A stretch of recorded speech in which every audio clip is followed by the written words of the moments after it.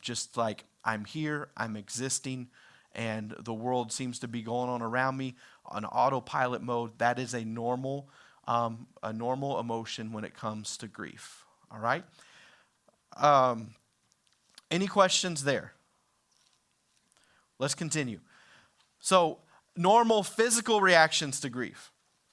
So this is a physical symptom, something that you might go to the doctor for, you might take medicine for, or you might go lay down, or you might feel physically ill, okay? So normal physical reactions to grief. Hollowness in the stomach. Not hollow would be your name, right? Hollowness in the stomach. That is the most common physical reaction to grief. Tightness in the chest, the anxiety, a tightness in your throat, oversensitivity to noise, a sense of desperation. I walk down the street and nothing seems real, including me. Depersonalization, a sense of depersonalization. Nothing seems real to me. Breathlessness, which comes with the anxiety, feeling short of breath. Muscle fatigue, weakness in muscles, lack of energy, and dry mouth. These are physical things that come with loss and grief. And so sometimes you think I'm crazy. Like, no, not only am I going through loss, not only am I experiencing anger and sadness and these emotions, and I'm grieving this right now, but now I don't feel very good, right? What is, like, it's just piling on. No, these things are all related. These are all normal things that we go through when we are grieving something, all right? Let's continue. Cognitive, so this is in our mind. A disbelief. Did this really happen? Did this really happen? And this comes out of traumatizing moments or things that have to change suddenly. You lost your job suddenly. In foster care, we had a situation where a child left suddenly. And so, or things changed suddenly. There's the cognitive things that just a disbelief. Did this really happen? And you wake up the next day, and you've probably been in that state before, the waking up the next day and like, did I dream this? Did it happen? Things are going to go back to normal at some point. And so there's a cognitive chaos that happens in grief, a confusion or a preoccupation. Sometimes what you'll see yourself do or you'll see others do is they will completely preoccupy themselves with something else, a hobby, another task, and they will invest themselves 100% into that preoccupation, right? They are grieving.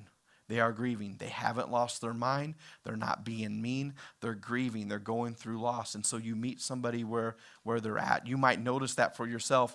You know, if you've experienced a loss, you might experience preoccupation in something completely contrary to that loss, something completely different, a hobby or something you focus in. Sometimes the preoccupation can also be preoccupied with something, if you lost a loved one in your life, was something they loved to do. And so it's a way that you want to continue doing what they were already doing. And so it's a complete preoccupation. You know what I'm trying to say. You're completely preoccupied with something different. Also, it's normal to have a sense of a person's presence. And this isn't like some creepy ghost thing. That's not what it is. But just a sense of, oh, I thought I just saw them. That kind of thing. This is completely normal as you are grieving. And we go back to grief is something we're processing through, not beginning and not ending, something we're working through. And it's more of a pinball table kind of, it's more of just something that it's not just going to be that straight line. It's going to be something that's bouncing all over the place. All right. So hopefully you can take comfort in that. Right. So normal grief there can be emotional, physical, behavioral. It can affect your sleep, your appetite. You can be absent-minded, social withdrawal. I don't want to be around people right now. Dreams of the loss, so where it's being replayed, or dreams of, if you lost the individual, dreams of the individual being replayed as if they were present now, or things that you wanted to redo. dreams like that, or dreams of the loss, whether it is a job loss or relationship loss, of dreams of other losses, of how you could have fixed that or how you could have done it differently. So that's completely normal. It's completely normal to also avoid any reminders of the loss, right? So anything that reminds me of what I lost, I want out of it. That is life and death related. I don't want to see anything that reminds me of them. I don't want to see anything that reminds me of it, of this, of whatever loss this was. I want to completely move on to the next. That's an avoidance. That's an avoidant way of dealing with this. Okay, so avoiding reminders of the loss. A searching or a calling out, trying to search, like, how did this happen, right? It's this going back, this retrospective of just completely being completely preoccupied with how did this happen, and I'm going to figure this out after the loss had already occurred. We'll talk about it in a moment, but this is something that children commonly do. Because most of the time, children up to the age of 7 to 9 years old don't see a finality in loss. So if they've experienced a loss, they don't see a finality in the loss. That's something normal with kids, and so they will start searching and seeking, like, ways to either still fix whatever's been lost, or why did this happen? And so kids do that often. So we'll cover a little bit more of that later. Restlessness, crying, visiting places, all of this is normal. Don't think you're crazy or if you lost it because you want to visit something that reminds you. It's just a really silly, simple example, but anytime we drive to Branson, we pass by my grandfather's house. I lost him. What was I, 6 years old? Okay, a really long time ago, 30 years ago, right? When he died suddenly of a heart attack. So one day he's there, one day he's not. He died suddenly of a heart attack, but this was like the ultimate grandpa, right? This is the ultimate grandpa. I was 4 years old and had an ATV, like a gas ATV. I got to play on the pool table and, all of this. Like, he was like ultimate grandpa, and so there one day, gone the next. So there's the home that they lived on is right on Highway 65. And so when you're driving by towards Branson, you can look at it on the left, and it's right on 65. And it's changed a lot, and it's smaller than I remember and all of that. But every time we pass by, I'm making sure I see it, making sure I look. That's so normal. It's a normal part of grieving. It doesn't mean that, oh, why are you still looking at that? You should have been over it. No, I want to see it. I want to remember. Grief is actually a really okay thing to remember things that you've lost, especially in a healthy way. So right now, my memories related to that loss rarely have anything to do with this heart attack, rarely have anything to do with the tough moments. A lot of my memories now related to that loss. So I remember being in that shed and pretending to drive his boat, right? Things like that come back to memory. I remember being 6 years old and my dad let me drive the truck while we baled hay in a piece of property that my grandpa had. All of that. And so you start to remember the really, really good things about it, and that is completely okay to visit places or to treasure things. As a behavioral thing, to treasure something that was a part of the loss, life or death related, to say, I remember these moments. And so all of these are completely normal.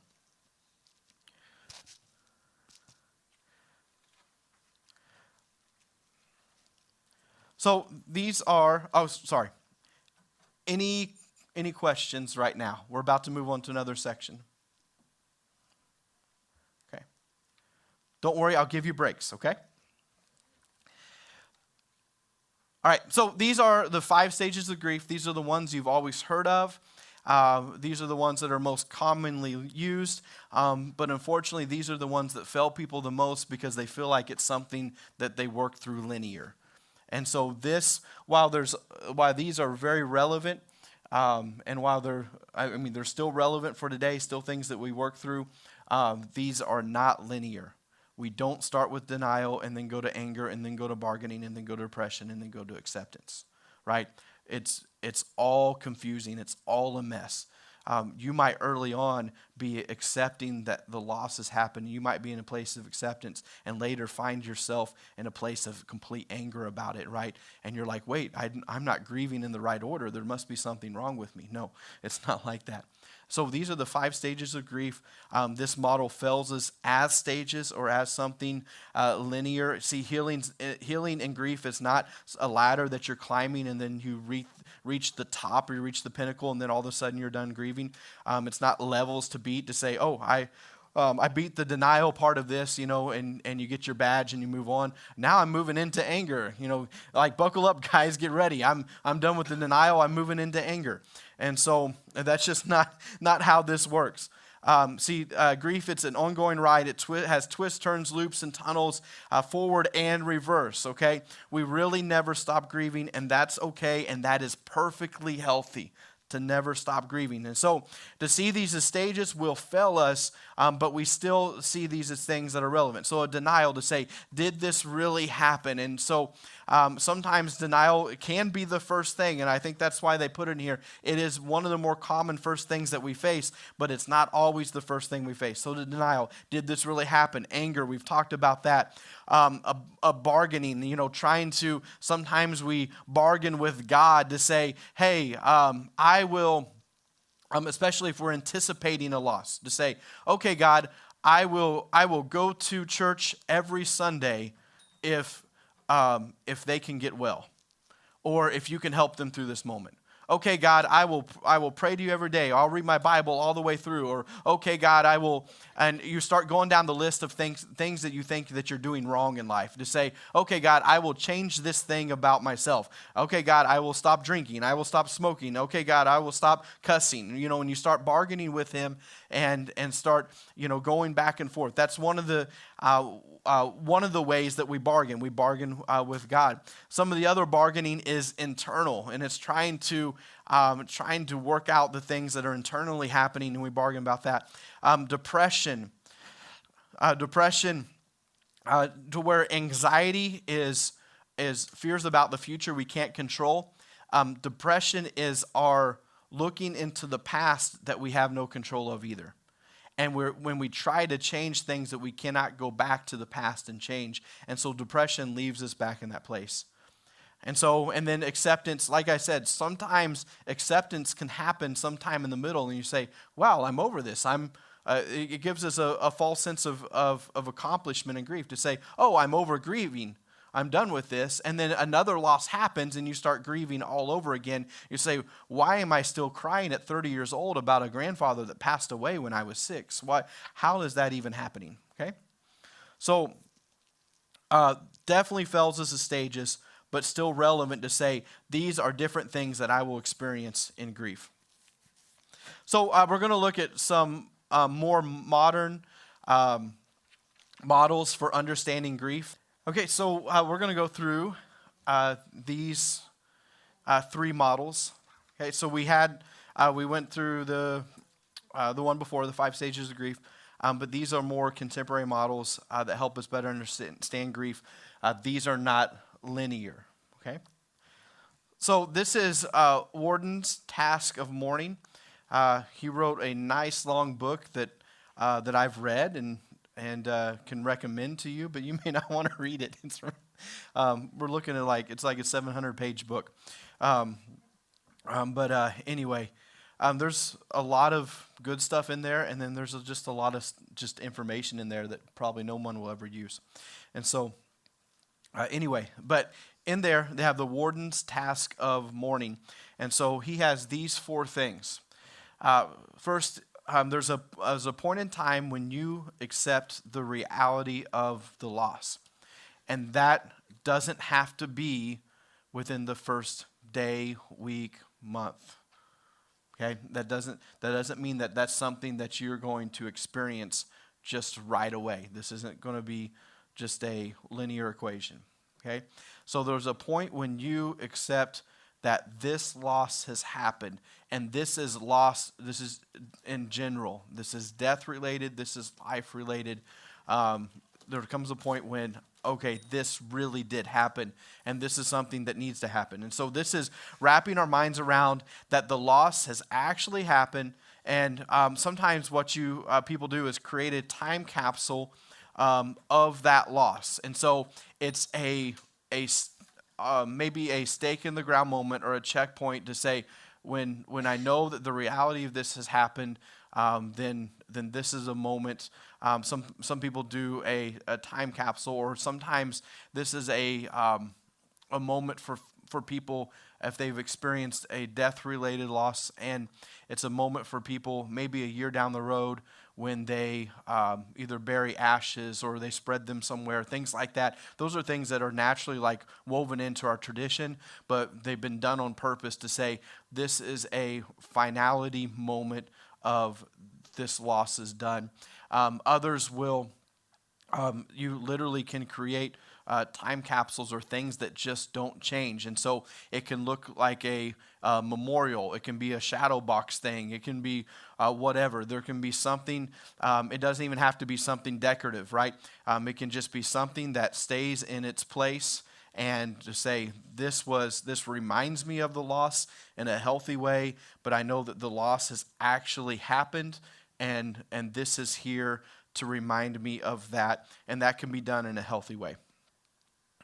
So accepting the reality of the loss. Then there's experiencing the pain of grief. And so that's all of those emotions that we worked through earlier.